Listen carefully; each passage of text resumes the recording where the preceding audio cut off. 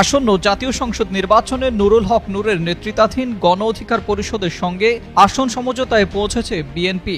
রোববার রাতে বিএনপির ভারপ্রাপ্ত চেয়ারম্যান তারেক রহমানের সঙ্গে বৈঠকে এই সমঝোতা হয়। বৈঠক সূত্র জানায়, আগামী নির্বাচনে পটুয়াখালী ৩ আসনে গণ অধিকার পরিষদের সভাপতি নুরুল হক নূর এবং ঝিনাইদহ ২ আসনে দলটির সাধারণ সম্পাদক মোহাম্মদ রাশেদ খানকে ছাড় দেবে বিএনপি। তবে নির্বাচনী বিধি অনুযায়ী তাদের নিজ দলের প্রতীক ট্রাক নিয়ে লড়তে হবে।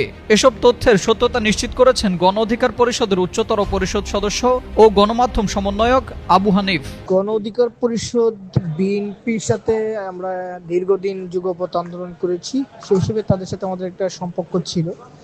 আসনের বিষয়ে তাদের সাথে আমাদের আলাপ আলোচনা হয়েছে। আজকে তাদের সাথে একটা মিটিং ছিল। আমরা আমাদের দলের পক্ষ থেকে 10টি আসন চেয়েছি, সেখানে তারা মূলত 2টি আসনের বিষয় বলেছে, বাকি বলেছে তারা বাকি বিষয়গুলো তারা দেখবে।